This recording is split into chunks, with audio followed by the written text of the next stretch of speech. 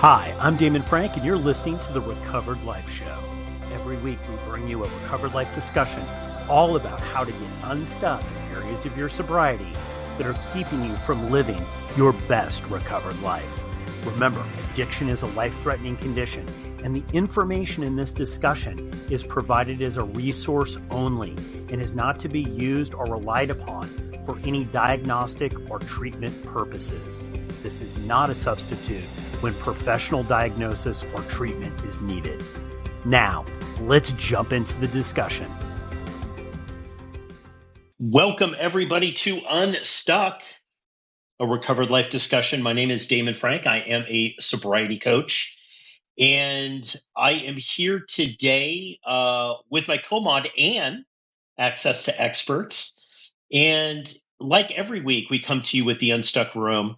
We take a problem that somebody might have in their recovery, kind of boil it down. We peel the onion and we get into the nucleus of what's going on within an hour. And we start to come up with solutions. Today, I have an interesting topic, and I think it's an important topic because I know that I have suffered from it in the past. And I know a lot of people that are in recovery have suffered from this. And it's problems thinking clearly. Listen, we know that recovery and addiction, right? Addiction is a thinking issue. It's really about a thinking issue. So our ability to be able to think clearly is really what this is all about. I'm going to kind of harness a text here that people might be familiar with if you're in a 12-step program. And that's the second step of Alcoholics Anonymous when it says a restoration to sanity, right? We're talking about a restoration to sanity. Well, sanity for a lot of us is the transition from unclear thinking to clear thinking. Now, when I say what is clear thinking?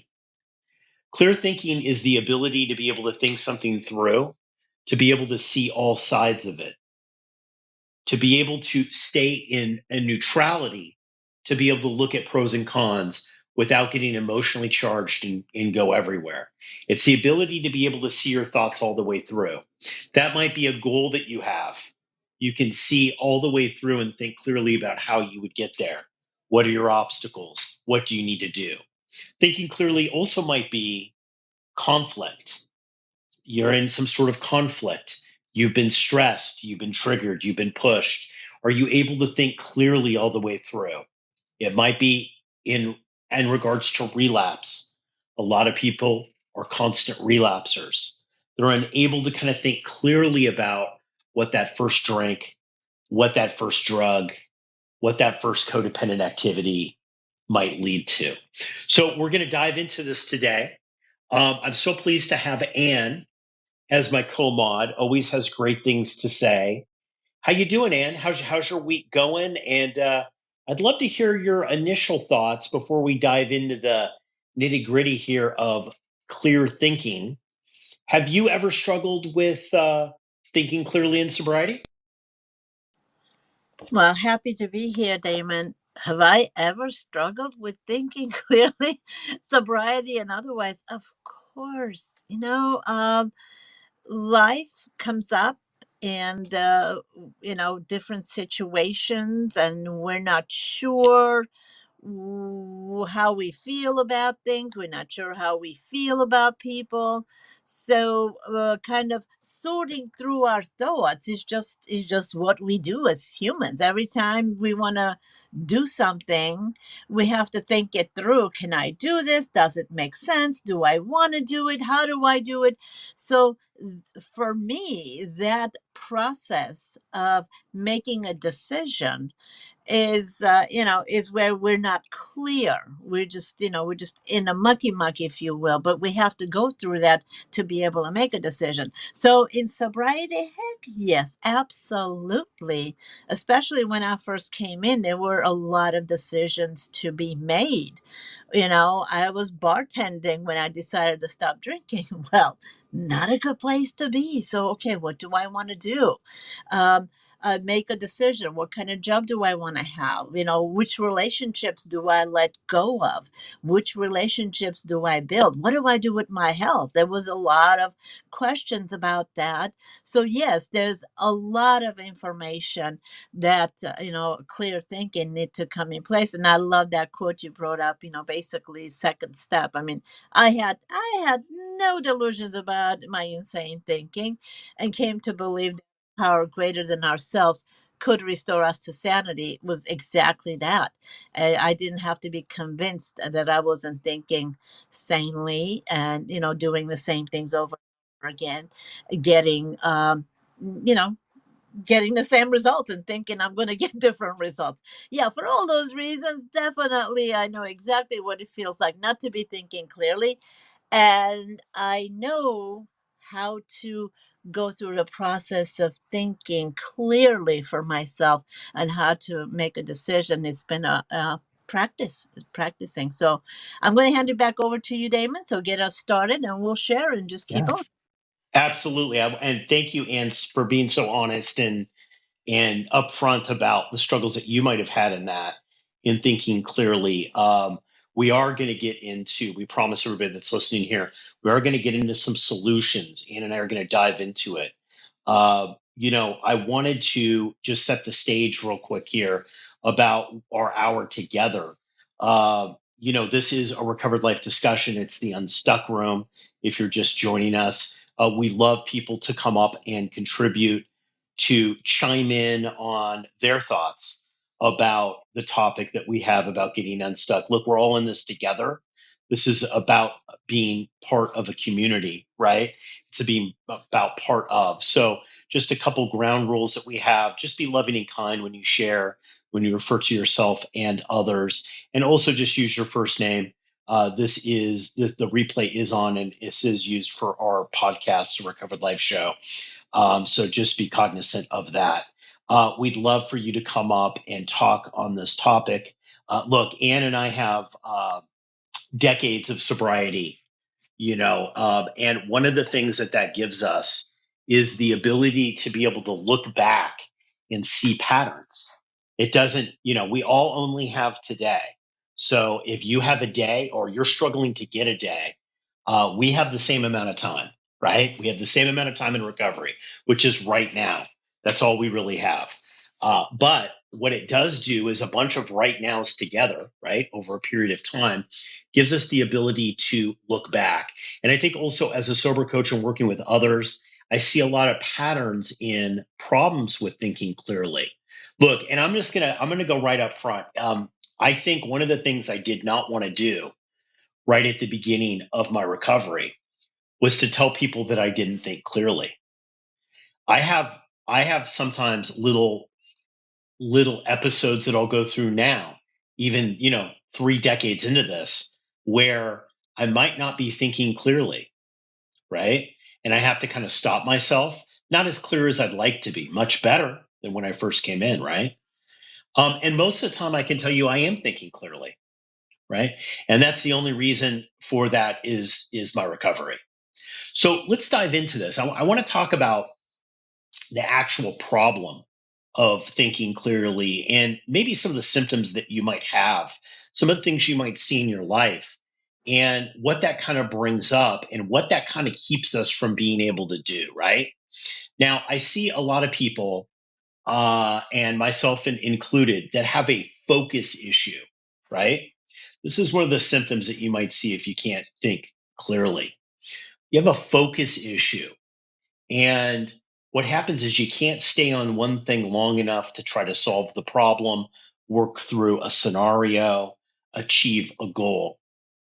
That the focus is constantly diverting. And yes, I think there are people that have ADHD and suffer from ADHD. And that obviously is a real thing. And I know a lot of people in recovery have that.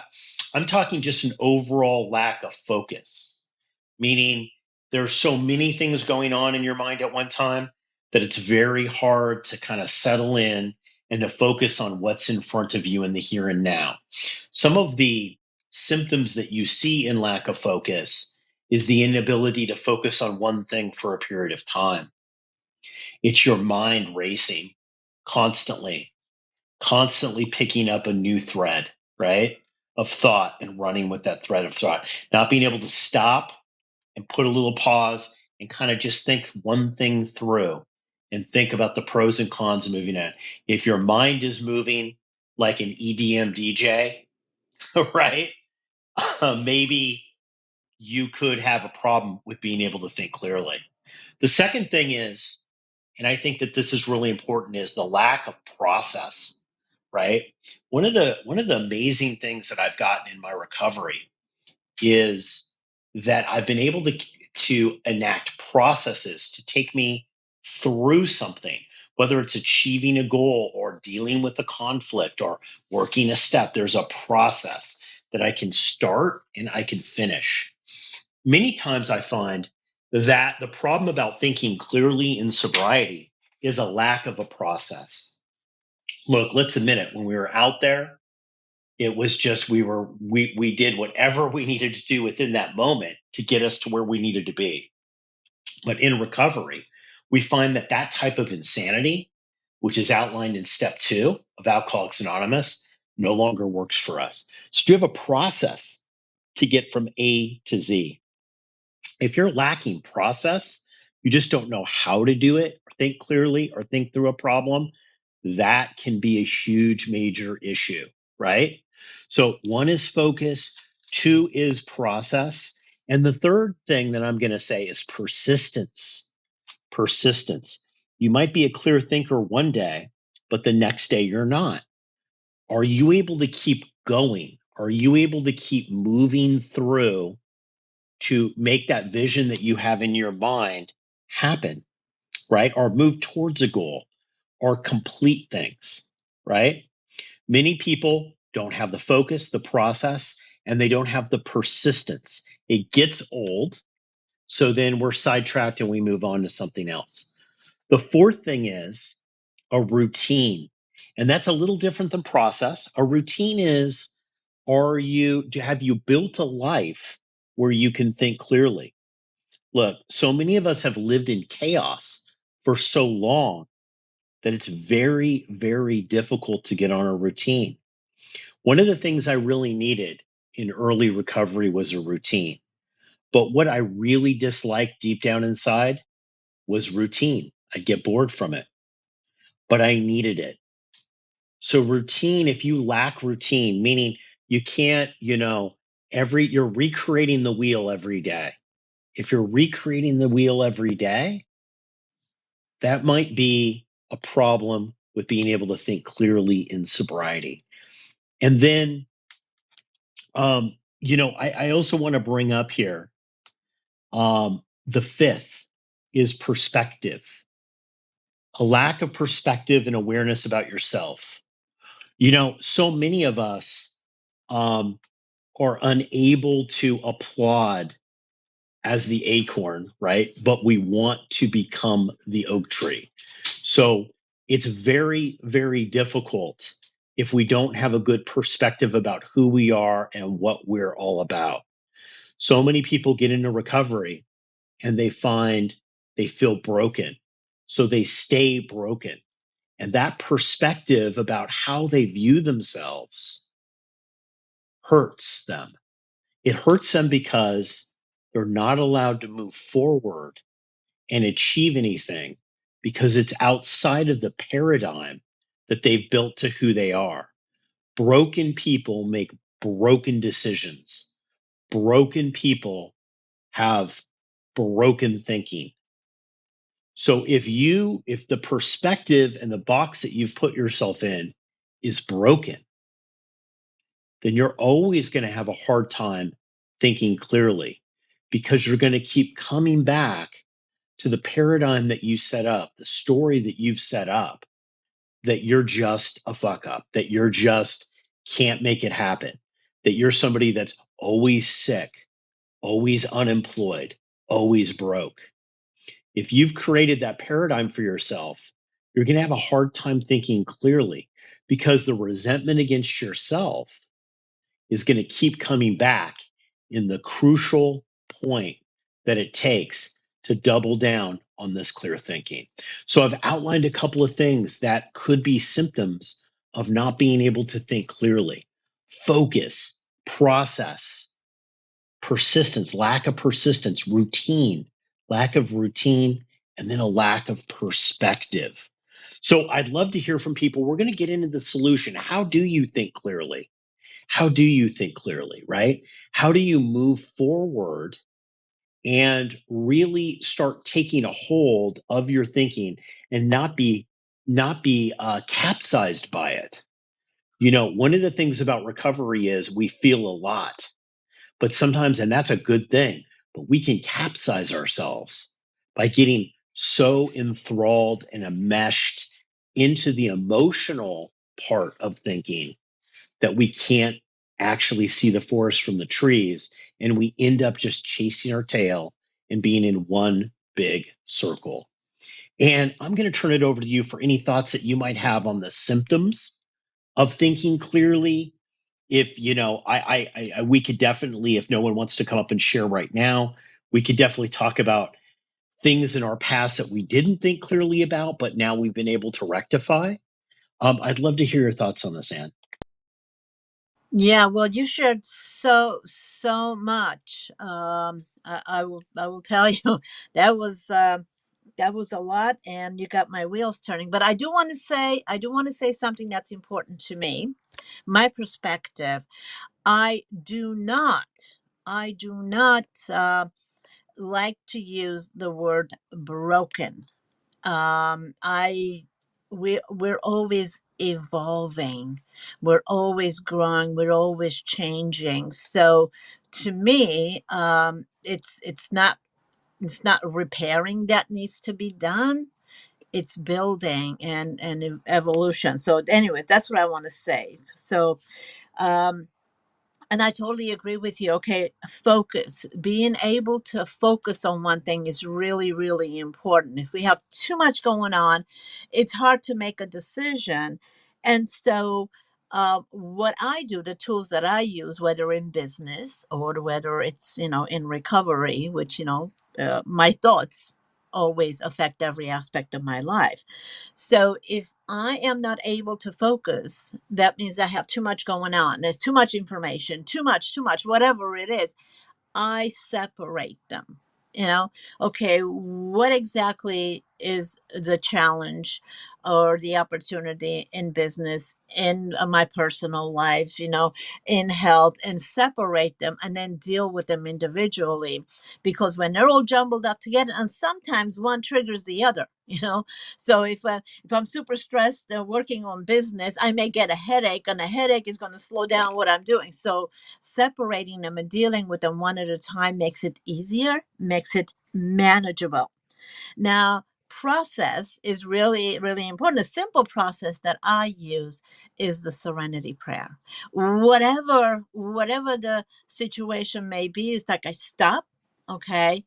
Grant me the serenity to accept the things I cannot change, the courage to change the things I can, and the wisdom to know the difference. That simple prayer right there, that portion of it, makes it easier. Is there anything I can do about this? Yes, great. Then what is it, and how do I want to go about doing it? And if there's nothing I can do, I'm like, okay, God, I put it in his hands. You take this one because there's nothing I can do. And that takes off most of the stuff, I will tell you, just that process alone. And then I have to go into the persistence, right? Once I make a decision, this is what I'm going to do, then I just go ahead and just take the steps. What am I supposed to do? Is this a daily thing that I should do? Maybe waking up and in gratitude every day, or count my blessings, or maybe take a look at if it has to do with business, it has to do with health or relationships. Take a look at what changes I want to make and be very mindful of making those changes, doing those things on a daily basis until they become good habits, right? And then what was it? Oh, routine. Yeah, it's actually makes it easier. Like, just starting the day off doing certain things, whether it's prayer, meditation, going. I love to go for what I call dance walk, putting on my, a playlist. sometimes it's energizing. It could be 80s music. Sometimes it's spiritual, something, whatever mood I'm in. That's how I control my time. I go in for my walk and do walking meditations as well. So routine is really good. And then you said perspective. Oh my gosh, that's the big that's the big kahuna right there. Perspective. Is my perspective realistic? Is this thing really as big as I think it is? If I look at it from a different perspective, maybe it doesn't look as big. It's just like if you're face up against a wall, the wall is gigantic. You move far away, it's like, oh, wait a minute, there are ways to get around that wall. So I'm always looking at the perspective. And if I don't see a way myself to start with, I ask other people. You know, other people have perspectives that I don't. So if I don't clearly see what it is, then somebody else does, because there's always a solution for everything in our lives. And that's kind of how I manage. That's kind of how I manage what I do. I hope that was in line with what you were looking for, but I do, Yes. clarity is the key to every aspect of my life. Yes, yes. And I'm excited to have Laura to the stage. We're going to go to you in 1 second, Laura, because I always love to hear your perspective on stuff. And I like that you talked about you don't like to use the word broken. Either do I. But I think that there is a consciousness with people that get into recovery. Maybe they had relationships that kind of went bad when they were drinking, right? But now they have changed. But there's still this consciousness of, well, you know what? It's never going to work for me in the relationship area because I'm broken, right? And this perspective of who we are is really attracting and getting us to a place where we can think clearly about what we're doing, right? And make good and healthy decisions. One of the things that you brought up that I wanted to say, and we're going to get into this after we hear from Laura, is picking the right time to make the right decisions. One of the things that I realized is that people that suffer from addiction that are in recovery many times are left with obsessive thinking. It might not even be destructive thinking, but it's not like I'm going to go hurt myself or do something bad or eat the food or get into this relationship that's not good. It might not even be that. It might just be as simple as addictive thinking about ourselves, thinking about where we fit in, thinking about what we would do, what we should say, where we're going to go, what the impact this is going to have on us, right? I'd almost classify that as worry, right? We have this obsessive thinking, and many times we're part of that. It's all about us, right? So one of the things that I had to do is I had to be willing to look at the fact that when I do think, one of the reasons why I can't think clearly is I'm an obsessive thinker. And we're going to get into this because I know, Anne, you've got a lot of things that you do with your calendar. So do I. That has helped me. I will tell everybody up front here before we go to Laura that I am somebody who has stopped thinking. I know that sounds crazy that like I book a time that I am going to think. If I have to think about something and make a big decision, I book time to do that. I don't just randomly think about stuff anymore because I found that was keeping me from being able to think clearly about what I want to do and make the best decisions for me. Everybody, you are in the Unstuck Room, Recovered Life Discussions. So glad to have Laura here. How you doing, Laura? Hey, Jamin.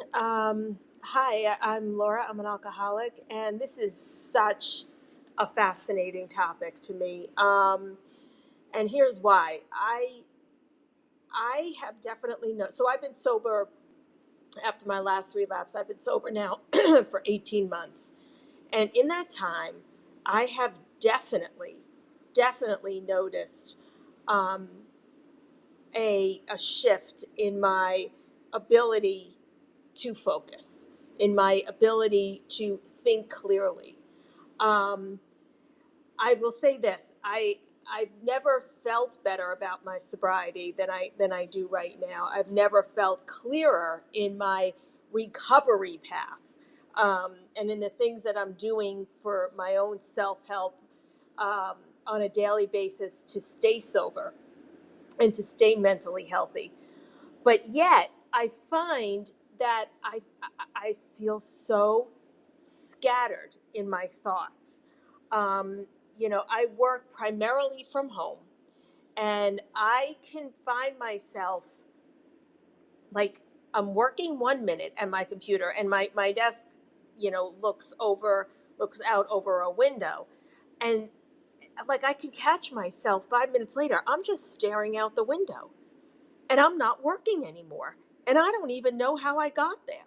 I don't know how I got from focusing on what I was doing to not, or really like starting a task and not being able to complete it, not because I don't really know the path forward, but I find myself getting up and walking into the other room, or it's this lack of focus. And I do believe that it is this what you were just talking about, is that I have so much swirling around in my head that I can't keep one thing straight. I just can't do that act of focus on one thing at a time, and put other things aside. Um, for example, I'm always thinking about my children. I'm always thinking about my relationship with them and repairing my relationship with them. And it's like that's a 24/7 tape that plays in the back of my head all the time. And at the strangest times, my mind will wander, and suddenly I'm thinking about, my daughter who moved to Colorado, who I haven't, spoken to in 18 months, because she won't speak to me since my relapse. And I'm like, what am I doing in the middle of the workday thinking about this? There's nothing I could solve right now. It's irrational to allow sort of my thinking to drift there, but yet I do. And so I was paying attention, Damon, to the things that you suggested, as to why I can't think clearly. I think that in mine, I could definitely point to a lack of focus, and um, maybe a lack of process. But I think I do have a routine where I have put myself in the best position that I know how, in terms of my physical surroundings and my mental health, and in my recovery program, to be able to think clearly. I definitely know that I wake up every morning, my mind is clear. I know what it's like for years and years and years and years to wake up and not have a clear thought, because of the amount of alcohol I consumed. So that those feelings are gone, and I never want those back again. I also think that I have a pretty good perspective on, who I am, what my what I'm capable of, what my role is every day, where I'm, not always where I'm going, but where I am at the moment. Um, but I really struggle with this focus and process. And assuming there's nothing physical wrong with me, which I don't believe that there is, I mean, I am definitely getting older, that's for sure. But barring some physical malady, I don't know what it is about my inability to rein in my thoughts. Um, Whereas before, I feel like I was just better able to do it. So yeah, I just kind of wanted to share that, and I'm here for suggestions and what have. Not that I have great things that have worked for me, but I did just want to set the stage by saying I do think that I put in place a lot of good things in my life, to make myself more successful in this regard. Yet I find myself still falling short. So thanks for letting me share. Thank you, Laura, for being so honest and open about it. I think that's really where the healing begins. And I definitely have a couple. You said you're open for some suggestions. If you are, I have a couple that might work, and I know Anne will also chime in here and has some stuff as well. One of the things that you spoke about was that you keep going back to the issue that you have with your children, right? And if you're listening to this on the podcast, or if you're here listening here on Clubhouse, you could replace, in Laura's example, coming back to the children, to some other thing that might be in your life that was very traumatic, right? That was the fifth thing, is perspective of who you think you are. One of the things is, and I'm just going to throw this out there, and if it applies, Laura, great. If it doesn't, great too. It's okay. Take it if it works. If it doesn't, that's fine. But one of the things that I found is that sometimes it's hard to think clearly if we have an underlying belief about who we think we are. Because what happens is we start to make momentum. And I'm going to use something in my own life. I didn't have a very good relationship with my father, and I had a huge resentment against him for many, many years. And I also was very dyslexic as a kid. I never was able to really achieve anything scholastically. And as I went through life, I kind of fixed that dyslexic issue and got skills that I could work with, right? But I still had a deep underlining pain of not enoughness in this area. Later, I would reveal that that actually had to do with shame, which is the lowest vibrational energy. So I would start to achieve things in my life, but I would always get into a position where I would have these feelings come up and I would get stuck on certain things that had to do with this issue. Well, as I went through more recovery, got some coaching, talked with people who really started to know me and had a relationship and really kind of knew what was going on with me, is I realized that my perspective about myself was very warped. How could I be somebody who achieves something when deep down inside I feel shame about who I am? Guilt is about what you've done. Shame is about who you are. So I would stop myself from achieving. It wasn't an outward thing like ADHD. And, I have been known to be a little ADHD at times, and I have done things like that, but it wasn't. But something about me was blocking what I could become. And what would happen is then I would start obsessively thinking about this, even in good ways, about, well, how can I get over it? How can I, right? I would obsessively think. What happened is it became my story. And I didn't realize it, but through the back door, it became my story. It became my perspective of everything filtered through. Well, who do you think you are if you really can't do this, or this didn't really happen in your life? And I didn't realize that it had become a belief about who I was. So in my case, I had to go in and I had to let go of, and Anne brought up this, a serenity prayer. I had to let go of, and I realized that a lot of the things that were blocking me from where I wanted to go, the things that were keeping me stuck, was a warped perspective I had about myself.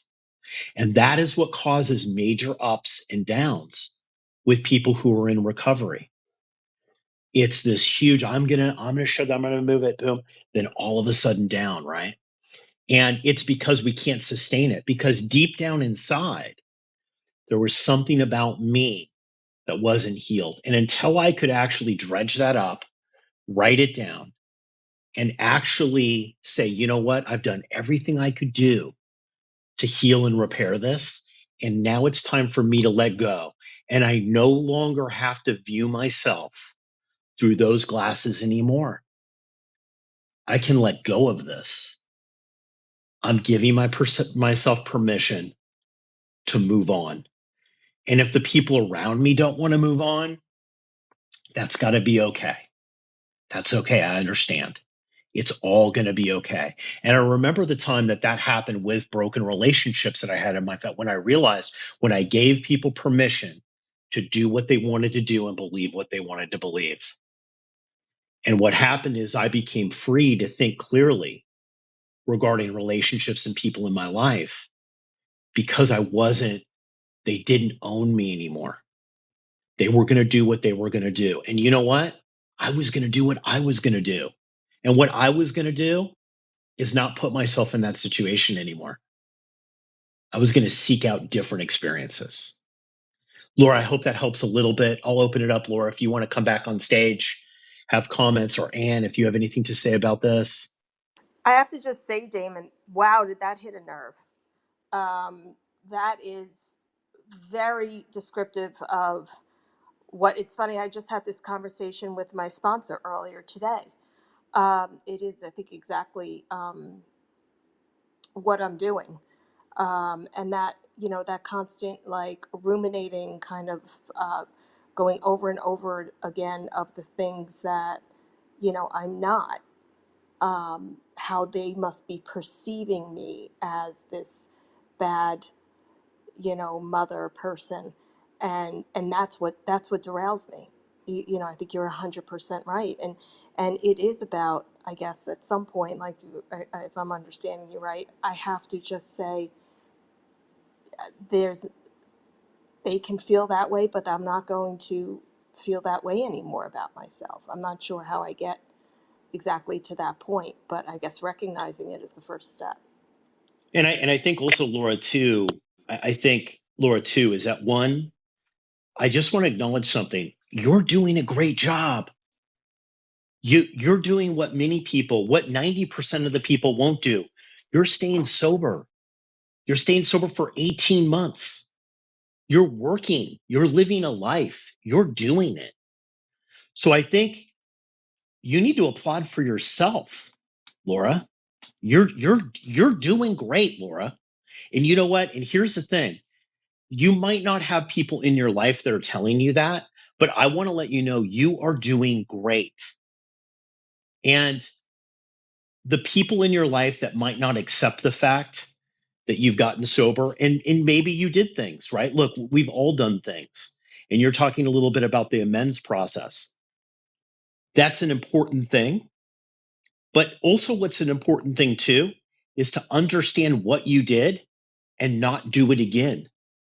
And you know what? Guess what? You're doing that. You're winning at that. You're showing up every day and you're not drunk and you're doing the deal and you're doing the best that you can. So, like, I just want to applaud that real quick because I think so many people run right into the hard part of like, well, you got to think this way, you got to do that. You know what? I think the first step is just to say, hey, you know what? You're doing great. It might not be perfect, it might not be in your mind's eye what it should be, but you're doing fabulous. And I think if you keep doing the deal, you keep showing up sober, people will either get that or they won't. And if they won't, that's okay. I think it's going to be the other way around. I found that through a couple decades, several decades of doing this, what ends up happening is the people who rejected the fact that I got sober, that couldn't handle the amends, end up getting into a life situation that's very similar. And maybe I can be there for them.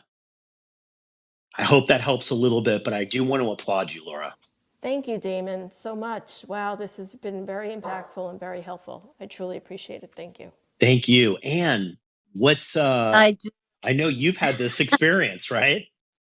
I have, and so kudos to you, Damon, for acknowledging the difficulty of actually showing up and being sober, dealing with life on life terms when the rest of the world expects you to be a grown up. They don't realize what it takes to go through a transformation of physical and emotional turmoil, the transformation we have to go through. But Laura, I do want to share with you because I had an experience with my daughter. Now, first, I want to say that my daughter has never seen me drunk. So she has never had to deal with the consequences of me being drunk or waking up with a hangover or not. She's 24 years old. However, life makes us show up. So I'm going to share with you the process that I went through because I had a period where she wasn't talking to me for 6 months. And here I am. I actually uh, started working from home. So I would show up for her, literally quit my corporate job and became a stay at home mom when she was born. So I'm thinking I'm doing everything. But life brings stuff. And so When she was a teenager, both my parents were very ill. So I was going back and forth to the hospital, the chemos, this and that. Then business, I was traveling for business and being always mindful that she is number one. But somewhere I missed something. Somewhere she felt like I wasn't paying attention and to some things. And then years later, when she was already 18, I decided, okay, well, I'm gonna be separating from my husband because we were still friends, but the marriage wasn't working. So she stopped talking to me because she was mad that I left her dad and all the things, the little things that she picked up along the way, that, she needed this and I was traveling, she needed whatever. These little things, they pile up, which I didn't know they were piling up, right? We remember things. And so when she stopped talking to me, I was like, oh my God, my whole focus has been her. My heart was broken. And so I can empathize, with the pain in your heart. Relationships, our relationships, the most important relationships, they're the ones who will take us out, because usually when we pick up, when we run away to comfort, it's usually because somebody did something we didn't want them to do, or they didn't do something we wanted them to do. Whatever it is, we usually pick up because of a relationship. So my heart was broken. Well, picking up was never an option, didn't even cross my mind. But the pain was there.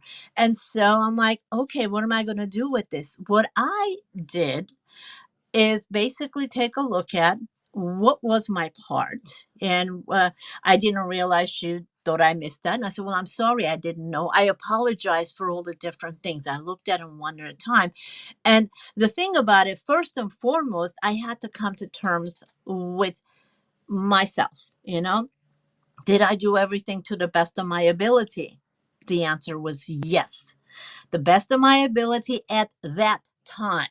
I had to travel for business because there were things happening. So I had to go to make the money to do, to keep a roof over her head or whatever it was. Everything I did, there was a reason for it. And so I did it to the best of my ability. And with the drinking as well, if you're talking about that, it's very hard to think clearly when you wake up with a massive hangover. How you show up and go and do all those things when your body is aching, when your brain is aching. So you were showing up to the best of your ability. How do I know that? Because I can hear the pain in your voice every time you speak of your children. That's a mother who's been showing up. That's a mother who cares. That's a mother who loves. So whatever your ability was at the time, I know that you were showing up. Okay, so that's one. But the next thing that happened, I had to apologize to her. At first, she wasn't receiving it. I remember one time I'm sitting at the airport sending her a message. I mean, tears, waiting for a connecting flight. I'm so sorry, honey. I hope you're okay. Whatever it is, I hope whatever. So what I just continued sending messages of love and, just thinking of you, whatever, regardless whether she responded or not. And those also pile up, because if they don't trust us to show up, then we have to earn that trust for them to know that we're going to show up. If they didn't feel like they were loved, we have to earn the trust that they know they're loved. But what happened also, phase 3 of this, at some point I realized that she was just, being she found a button that she could press. Mommy's going to say I'm sorry, mom's going to try and make up for it. At some point I said, wait, hold it. Did you always know that you are very loved? She said, yes. I said, I did my job. I did my job. I showed up to the best of my ability. But the most important thing, I always made sure you knew how loved you are. Every day you knew how loved you are. And so saying that to her, when I claimed that you're not going to beat me up anymore, you know, I'm going to show up for myself. I did do the best that I could. And saying that to her, she could see the shift in me, because I was not the apologetic mom anymore, because I had come to terms with myself. Our relationship shifted. She just got, okay, I better put away this thing, whatever it was. Because sometimes when we know somebody is giving us love, every time we hit them over the head, they're going to give us a hug. We're going to keep hitting them over the head to get that hug. I wanted her to get love in a healthy way. So I had to respond to her in a healthier way to her for myself. And I will tell you, our relationship is great. As a matter of fact, I just booked a cruise for us, 5-day cruise for us, just the two of us. And she can't wait to go. And I can't wait to go. So there is hope, Laura. But, first and foremost, like Damon was saying, you're doing great. You're showing up for yourself.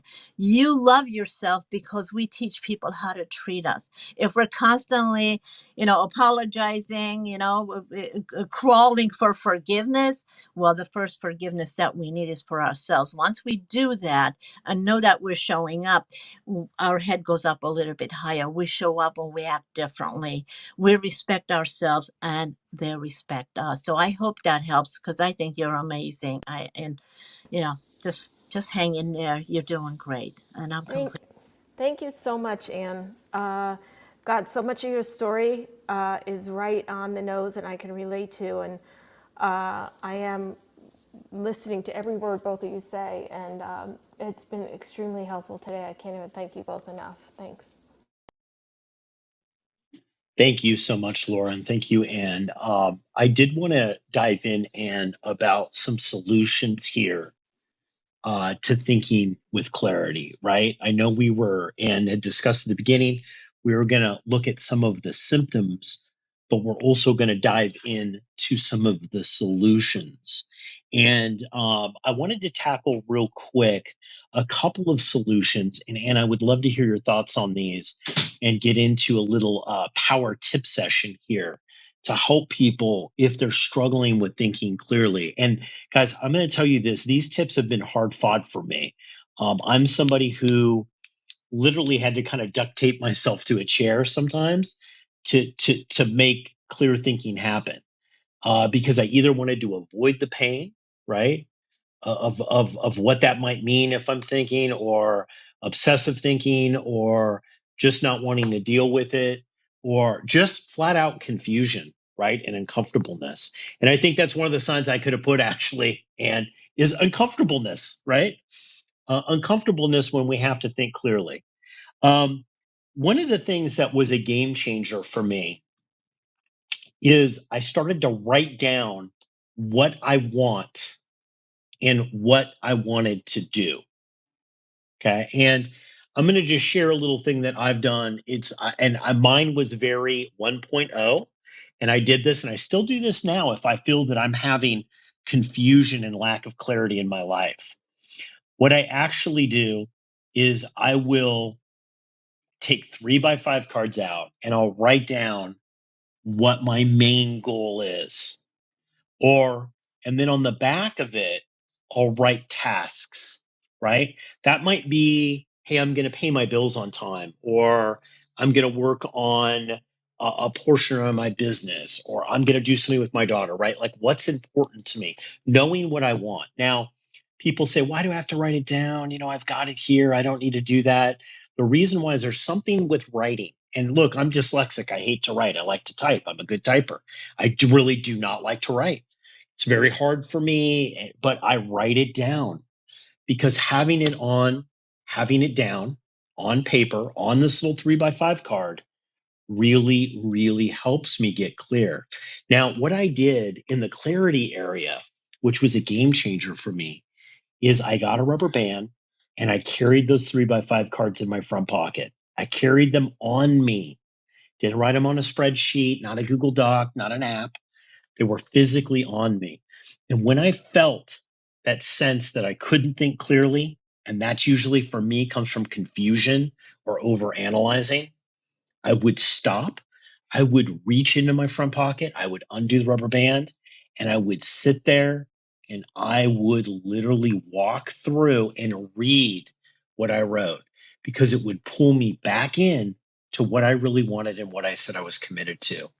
Just that simple step, major game changer. I'm going to tell you, um, in August, it's going to be 29 years of sobriety. I started this early in my sobriety.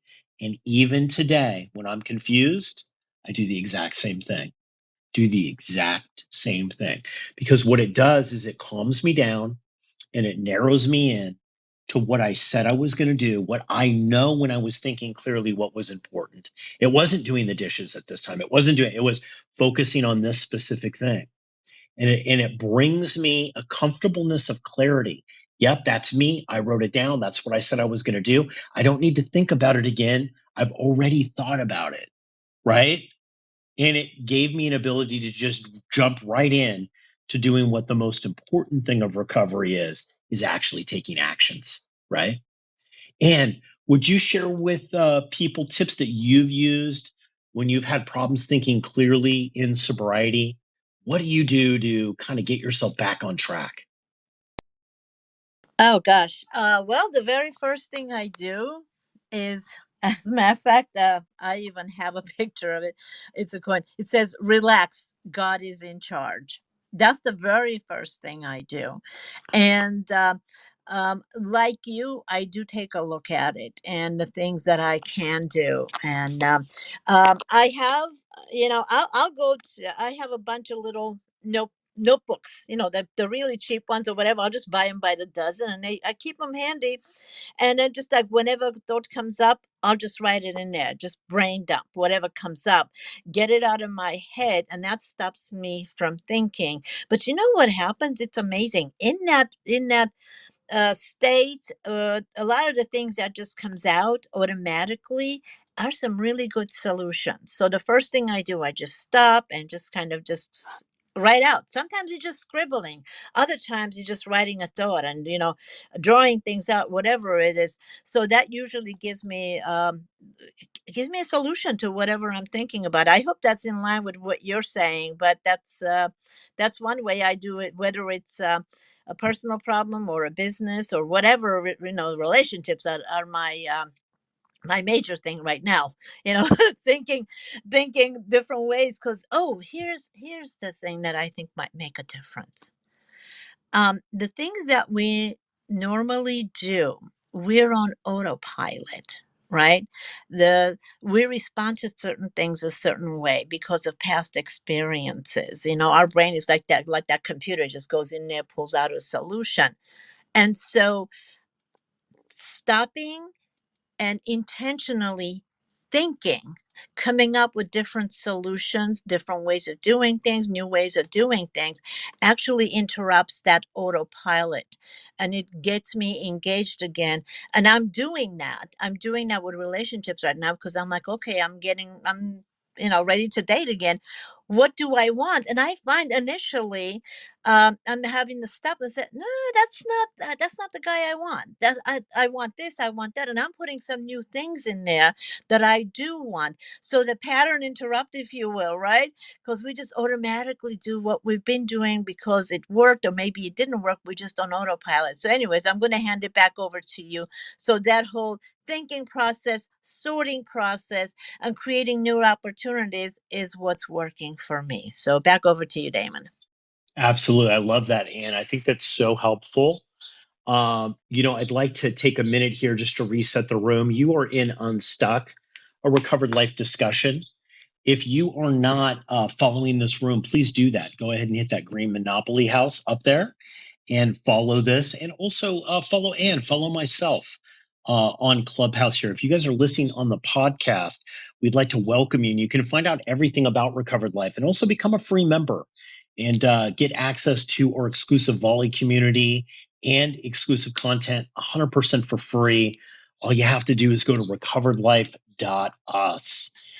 Anne, I love what you were saying about that. And, it made me think about another area in my life that has been activities in my life that's been a game changer when it comes to thinking clearly.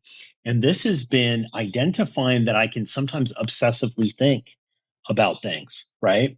And what I've done now is I have stopped that by scheduling time to think, right? So I will schedule an hour, usually at night or in the morning, 45 minutes, and I'll write down what I need to think about.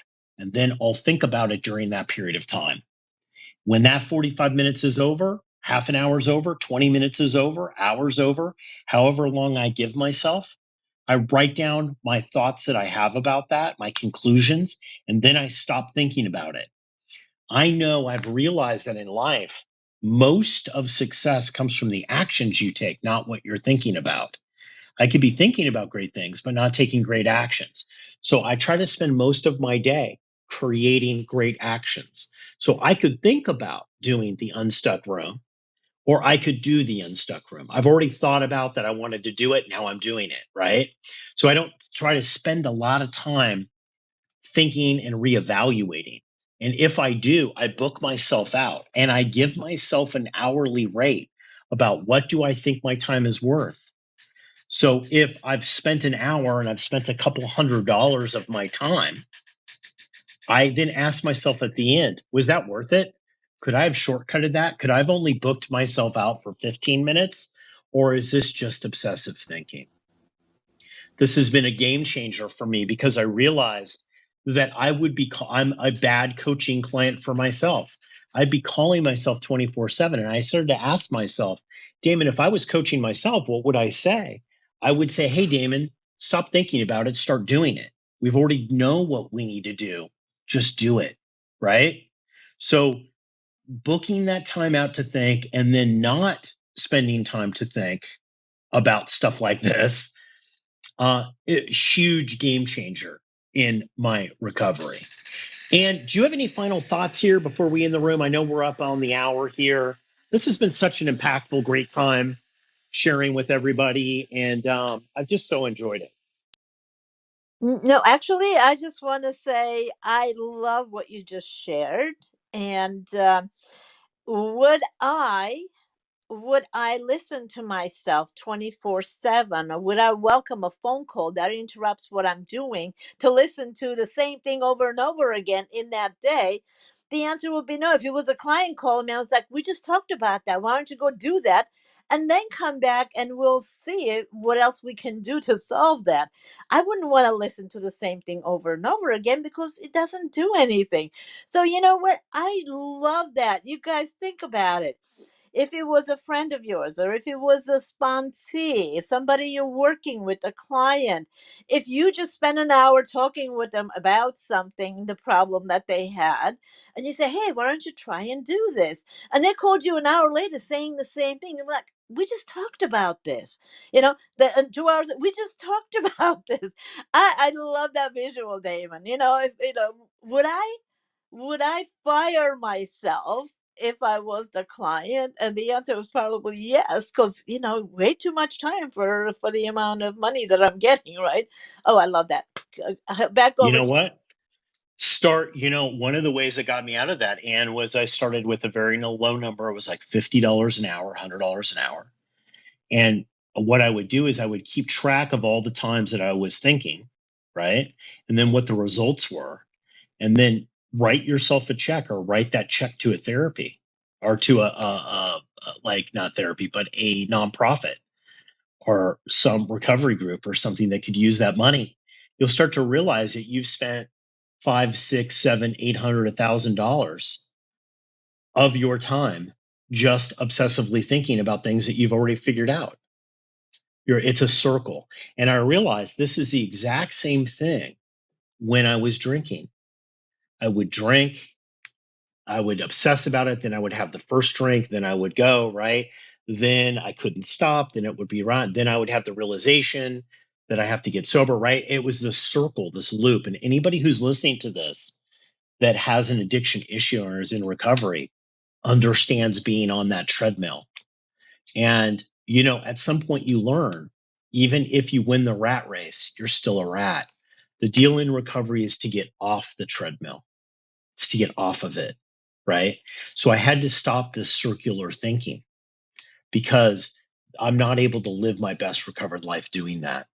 Guys, I've so enjoyed this time together, and I'm always appreciative of you. Laura, thank you for coming up and sharing from your heart. I really appreciate it. I'd like to thank everybody for spending the time here. If you are listening to this and you need some more information, maybe you just need to talk to somebody about your recovery. Maybe it's not going the way that you want it to go. Maybe you're having a hard time staying sober. I would invite you to go to recoveredlife.us. Go ahead and reach out to me there. All you have to do is click on my profile, Damon.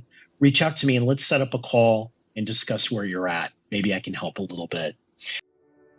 Keep the conversation going. Join Recovered Life, a community of like-minded people who are looking to live their best recovered lives. Membership is free, and you can apply at recoveredlife.us.